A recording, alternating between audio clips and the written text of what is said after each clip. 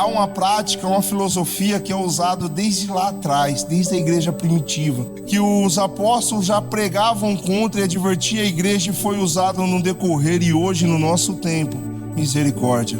É levado a uma potência pelas redes sociais, pelas mídias sociais, de tal forma que é uma exortação para a igreja. Olha o que a palavra de Deus diz em Romanos capítulo 16, verso de número 18. Porque os tais não servem ao nosso Senhor Jesus Cristo, mas ao seu ventre. E com suaves palavras e lisonjas enganam os corações dos simples. Glórias a Deus. Essa é uma filosofia, uma prática hedonista. É uma filosofia que busca o prazer acima de tudo. Igreja, a nossa alma foi bombardeada com um mundanismo de que tempos em tempos temos que fazer uma faxina em nossos corações, na nossa vida, analisar, para averiguar se não sobrou nenhum resquício de maldade. E não falo isso lembrando da nossa época de escravo de Egito, não falo só da nossa prática da época de Egito, de quando éramos escravos do mundo. Não, nós já aprendemos isso. Mas sim, do período em que buscávamos a Deus na Babilônia, do período em que estávamos buscando a Deus com sinceridade de coração,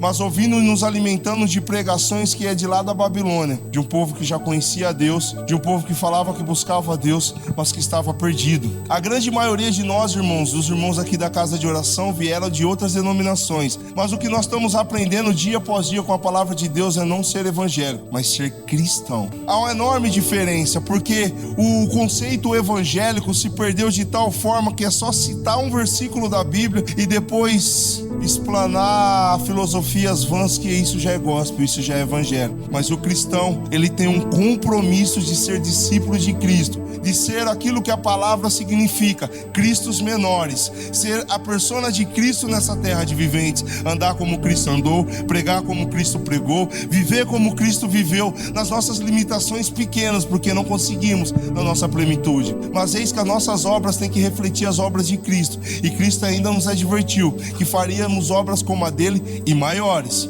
Temos que ter postura de cristão. Mas eis que muitas igrejas aí, muitas pregações e muitos hinos, louvores, na verdade são músicas, não são nem hinos nem louvores, são música gospel. Ela distorce as sagradas escrituras e busca agradar os nossos ouvidos, agradar a nossa carne. Quer ver um exemplo prático? A gente já citou aqui: restitui, eu quero de volta o que é meu. O que é meu? A terra, sua plenitude pertence ao Senhor. O campo, ao mar, as montanhas, todas as animárias, tudo pertence ao Senhor. O ouro e a prata é de Deus. A minha vida não é minha, pertence a Deus. Deus tomou, não foi isso que Jó falou? Então como eu posso orar e pedir de volta aquilo que é meu? Como eu posso virar para o mundo ou virar para Deus, eu quero aquilo que é meu? O que é meu? É a graça de Deus, somente a graça de Deus. E aí tem uma gama de música gospel, que vem tratar da carne, vem falar do homem e da busca do homem, do prazer do homem. É isso que o hedonismo. Eu vou simplificar, eu busquei esse conceito para poder passar para a igreja. Olha, presta atenção e medite, igreja, se isso não está nos nossos dias. O Espírito Santo, ele nos levou a fazer uma banca examinadora para que todos os versículos, todos os hinos, tudo aquilo que fosse cantado, ministrado na casa de oração, pudesse passar por essa banca e a gente pudesse examinar segundo o que diz as Escrituras. Tantos têm caído. Incrível que... Olha a definição de hedonismo. O hedonismo é uma doutrina filosófica que proclama o prazer como fim supremo da vida. Por isso, os hedonistas baseiam a sua existência na busca pelo prazer e na supressão da dor. Trata-se de um grupo de teorias morais que destacam que, de uma forma geral, tudo o que faz o homem é uma forma de conseguir e obter outra coisa. E a gente tem que examinar tudo, porque isso é verdade. Essa teoria e essa falácia da filosofia é verdade. Quer ver um exemplo? A gente trabalha, atura, manda e desmanda de gerente, de encarregado, por quê? Não é por causa do salário no final do mês? Então nós trabalhamos é pelo salário, não pelo prazer de trabalhar. Nos aplicamos numa faculdade, se matamos de estudar. É pelo simples prazer de agregar conhecimento, ou é porque esse conhecimento vai nos conceder uma oportunidade de emprego melhor, e esse emprego vai nos proporcionar uma renda na qual poderemos comer melhor, nos vestir melhor, morar melhor, comer melhor? Não é verdade, igreja? Então a gente faz algumas coisas para obter outras. Nos vaidamos todos, nos submetemos a químicas, submetemos a cirurgias, submetemos a privações, tudo para se enquadrar num padrão de beleza para que os outros possam olhar e receber elogio para satisfazer e massagear o nosso ego. Isso é hedonismo. Isso é filosofia que a carne do homem busca e busca em todo o tempo. Mas a palavra de Deus é contrária. Só o próprio prazer é procurado por si só. Nisto existe também o que os cristãos conhecem como hedonismo cristão. É um conceitinho baseado nisso aí, com algumas morais distorcidas, que é quando um cristão busca a satisfação dos seus prazeres mais do que a busca a Deus. Ou seja, ele coloca a busca pela sua própria felicidade acima da busca de Deus. Temos que tomar cuidado para não agir dessa forma. Temos que vigiar para não agirmos dessa forma. Eu me peguei quando eu estava pensando nisso e comecei a meditar ali. Quantas vezes eu dobrei o meu joelho e fiz uma oração hedonista? Fiz uma oração para buscar os meus prazeres, para buscar aquilo que me satisfazia e não para buscar a vontade de Deus, não para aprender da vontade de Deus. Igreja, quando a gente pensa que devemos buscar o nosso prazer acima de tudo, olha que Paulo fala em 2 Coríntios, capítulo de número 12, verso de número 10. Pelo que sinto prazer. Olha o hedonismo de Paulo, onde se baseava: nas fraquezas, nas injúrias, nas necessidades, nas perseguições, nas angústias, por amor de Cristo.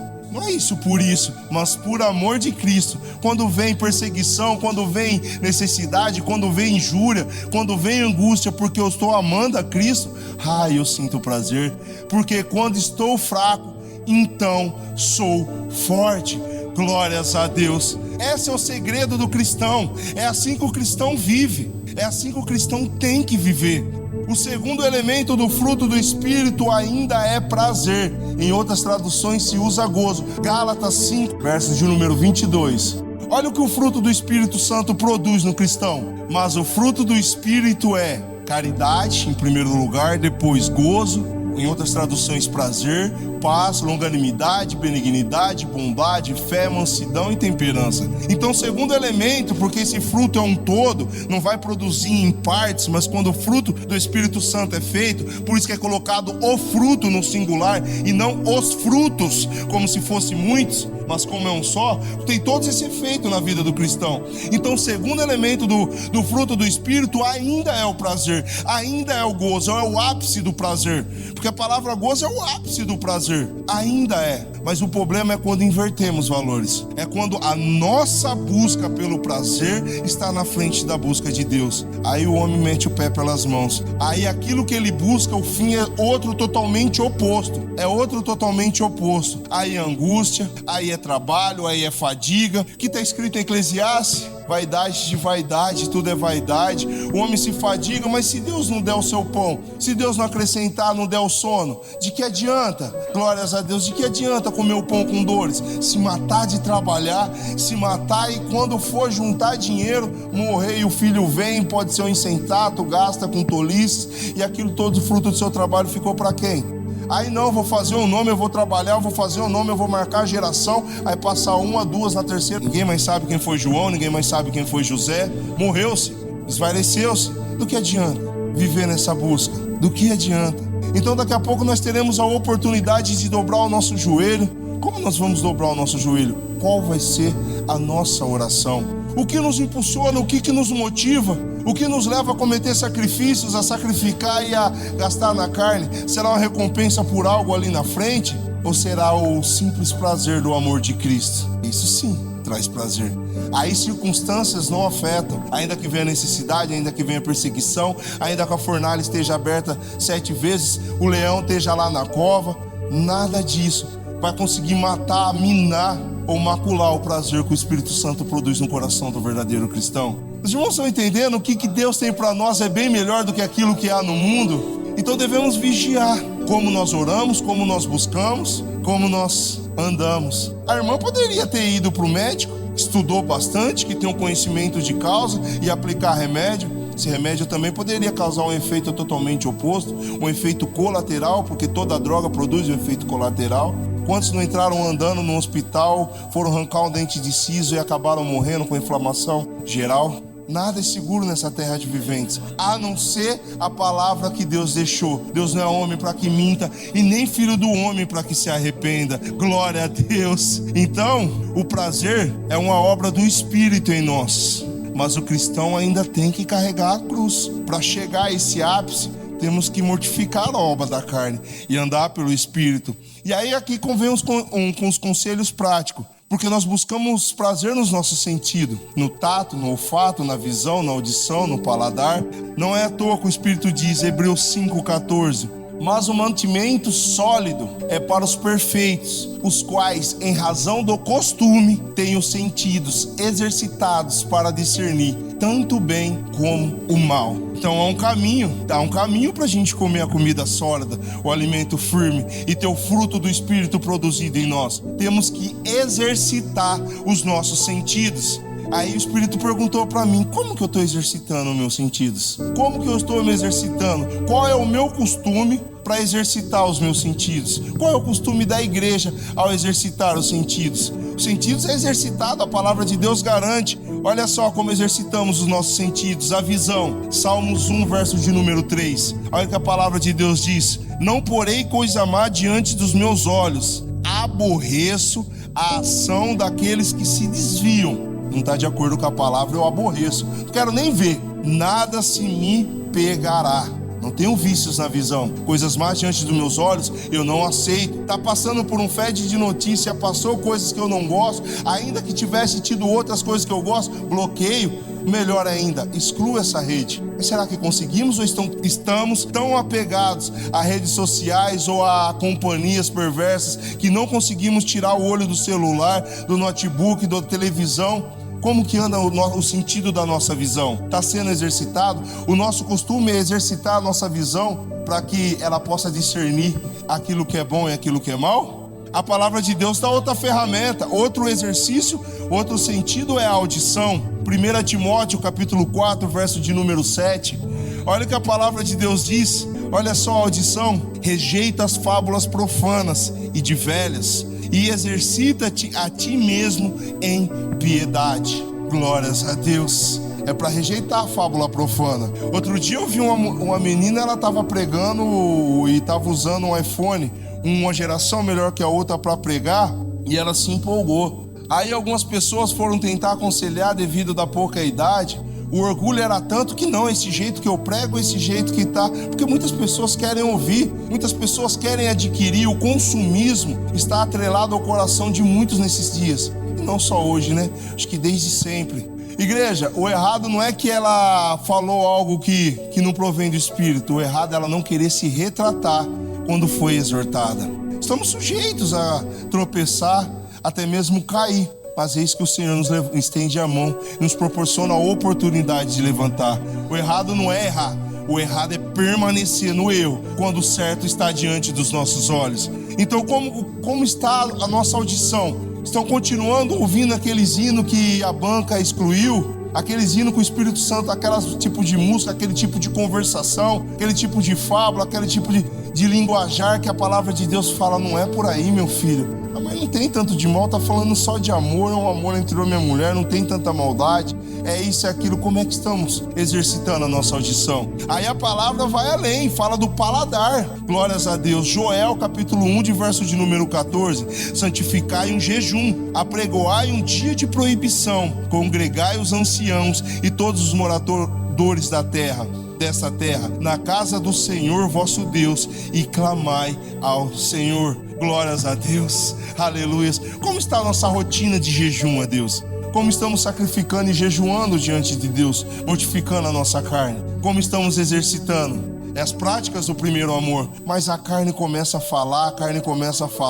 aí o amor vai se esfriando, Por isso que Deus usou sua serva aqui para pregoar, volta às práticas do primeiro amor. Como estamos exercitando o nosso paladar? E o tato? Glórias a Deus, o tato também. A palavra de Deus diz em Coríntios capítulo 7, verso de número 5: não vos defraudeis um ao outro, senão por consentimento mútuo, por algum tempo, para vos aplicardes em oração. Aqui o Espírito Santo leva Paulo a ensinar que o marido ou a mulher tem que manter um tempo afastado. Os irmãos sabem do que Paulo está falando, para aplicar em oração, mas tem que ser com consentimento, para depois se ajuntar em oração, e depois ajuntai-vos outra vez, para que Satanás vos não tente pela vossa incontinência. Então há o jejum sexual também, há o jejum do tato, para que a gente possa aplicar a nossa mente, o nosso corpo, o nosso espírito, somente em oração. Como estamos aplicando isso? Será que é para buscar o Pai em oração que nos motiva a nos afastar, ou é porque o marido, a esposa falou algo, fez algo que não nos agradou e por isso estamos castigando?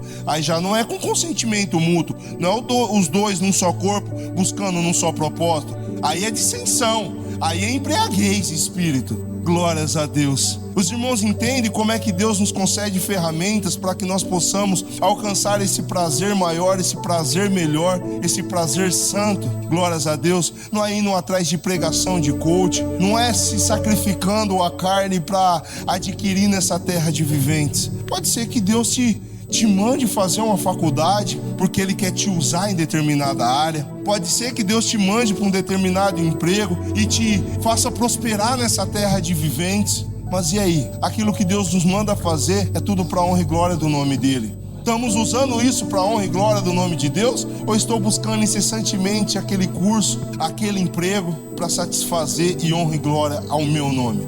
É uma palavra de Deus para nós, igreja. Aí termina com Provérbios capítulo 8. Verso de número 17. E eu amo os que me amam, e os que de madrugada me buscam, me acharão. Glórias a Deus. Estamos exercitando os nossos sentidos, acordando, mortificando a carne e acordando de madrugada para buscar a Deus? Não é fácil. Esse caminho, essas cruzes, esses exercícios não é fácil. Os irmãos podem ir para a academia o primeiro dia, os irmãos vão, mas depois a carne vai doer tanto. Mas porque estamos à busca da nossa saúde, porque o médico receitou, se não fizer atividade vai morrer, o coração vai parar, ou então porque reconhecemos que estamos com peso acima e a nossa junta não aguenta mais, precisamos perder peso, aí nós aguentamos a dor. Aí nós sacrificamos na carne. Mas e aí? Exercitar os nossos sentidos segundo a palavra de Deus, para que nós possamos ter em nós o fruto do Espírito sendo produzido. Não é uma melhor opção essa? Então fica essa palavra com os irmãos, que possamos exercitar os nossos sentidos dia após dia, para que assim possamos alcançar o verdadeiro amor, a verdadeiro prazer, a verdadeira paz, a verdadeira longanimidade, a verdadeira temperança, a verdadeira bondade, a verdadeira benignidade, para que o fruto do Espírito Santo seja completo em nossas vidas e assim nós possamos ser a luz que reflete a glória de Deus nessa terra de viventes. Aleluia.